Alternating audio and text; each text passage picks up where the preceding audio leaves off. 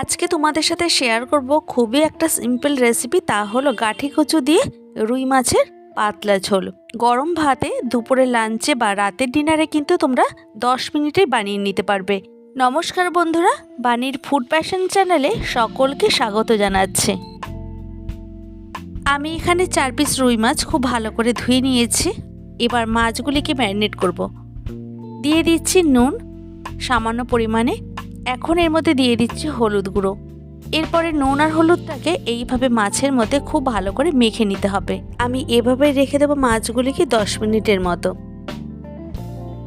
অন্যদিকে কাজের সুবিধার্থে আমি এখানে কাঠি আর আলুগুলিকে প্রেসার কুকারে খুব ভালো মতো সেদ্ধ করে নিয়ে জলটাকে ফেলে দিয়েছি। এদিকে গ্যাসের উপর একটা কড়াই বসিয়ে দিয়েছি। এবারে কড়াইটাকে খুব ভালো মতো গরম করে নিয়ে দিয়ে দিলাম পরিমাণ মতো তেল। সাদা তেল ব্যবহার করছি রান্নাতে। এখন তেলটাকে খুব ভালো মতো গরম করে নেওয়ার পর একে একে মাছগুলিকে তেলের মধ্যে ছেড়ে দিচ্ছি। তবে গ্যাসের ফ্লেমটাকে এখন একটু কমিয়ে রেখে তারপর মাছগুলিকে প্রায় এপিট ওপিট করে 4 মিনিটের মতো আমি ভেজে নিলাম। দেখো এখানে মাছের কালারটা কিন্তু খুব সুন্দর চলে এসছে। এইবার আমি তুলে নিচ্ছি। এখন এই তেলের মধ্যে আলু আর গাঠিটাকে খুব ভালো করে ভেজে নেব। এইভাবে যদি একটু ভাপিয়ে নিয়ে তারপর ভেজে নিয়ে রান্না করা যায় তাহলে কিন্তু রান্নাটা ভীষণ ভালো হয়। তো এখন এর মধ্যে দিয়ে দিচ্ছি হলুদ গুঁড়ো। গ্যাসের ফ্লেমটাকে মিডিয়ামে রেখে এখন আলু আর গাঠিটাকে খুব ভালো করে ভেজে নেব। প্রায় 3 মিনিটের মতো আলু আর গাঠিটাকে খুব ভালো করে ভেজে নিয়েছি। এরপর কড়াইটাকে পরিষ্কার করে নিয়ে ফিরে এলাম আবারও রান্নাটি করতে। কড়াইটা গরম করে নিয়ে আবার দিয়ে দিলাম তেল। তেলটা গরম হয়ে যাওয়ার পর ফোড়নে ব্যবহার করলাম গোটা জিরে। এখানে জিরেটাকে কয়েক সেকেন্ডের মতো ভেজে নিয়ে এরপর এর মধ্যে একটা পেঁয়াজের অর্ধেক ঝিরিঝিরি করে কেটে নিয়ে তারপর এর মধ্যে দিয়ে দিলাম। এখন পেঁয়াজটাকে 2 থেকে 2.5 মিনিটের মতো ভেজে নিয়ে এরপর এর মধ্যে দিয়ে দিচ্ছি আদা আর পাকা লঙ্কা বাটা। এখানে পাকা লঙ্কাটা দেওয়ার কারণে মাছের ঝোলের কালারটা কিন্তু খুব সুন্দর আসবে। যদি থাকে পাকা লঙ্কা তাহলে দিতে পারো, না হলে কাঁচা লঙ্কারও ব্যবহার করা যেতে পারে।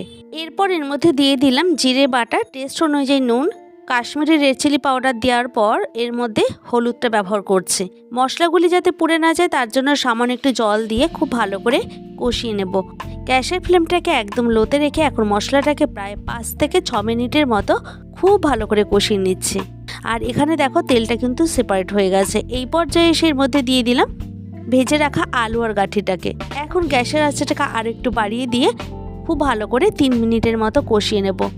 রান্নাটি করতে কিন্তু একদমই বেশি সময় লাগে না। তো কষানো হয়ে যাওয়ার পর এখানে ব্যবহার করছি গরম জল। যেহেতু আলু আর গাঠি সেদ্ধ আছে তাই রান্নাটি করতে কিন্তু আর মাত্র 5 মিনিটের মধ্যে কিন্তু আমার হয়ে যাবে। এইবার গ্যাসের ফ্লেমটাকে আরেকটু বাড়িয়ে দিয়ে এখন ঝোলটাকে খুব ভালো করে ফুটিয়ে নেব। তো আমার এখানে দেখো ঝোলটা খুব ভালো মতো ফুটতে শুরু করেছে। এই পর্যায়ে এসে আমি এর মধ্যে দিয়ে দিচ্ছি সেই ভেজে রাখা রুই মাছের টুকরোগুলিকে। এখানে গ্রেভির পরিমাণটা তোমরা তোমাদের পছন্দ অনুযায়ী বাড়িয়ে বা কমিয়ে রাখতে পারো। তো আমার এখানে গ্রেভিটা দেখো অনেকটাই টেনে গেছে। হাই ফ্লেমে কিন্তু এখন গ্রেভিটাকে খুব ভালো মতো টানিয়ে নিলাম। এবার দেখো একটু কিন্তু টেনে গেছে। এই পর্যায়ে এসে আমি গ্যাসের ফ্লেমটাকে অফ করে দিয়ে একটা সার্ভিং বলে সার্ভ করে নেব। তৈরি হয়ে গেল মাত্র 10 মিনিটে মাছের একটা রেসিপি। যদি আমার চ্যানেলে এই ধরনের আরও নিত্য নতুন ভিডিও পেতে চাও তাহলে অবশ্যই লাইক, কমেন্ট, শেয়ার করার অনুরোধ রইল। আবারও দেখা হবে নেক্সট কোনো ভিডিওতে।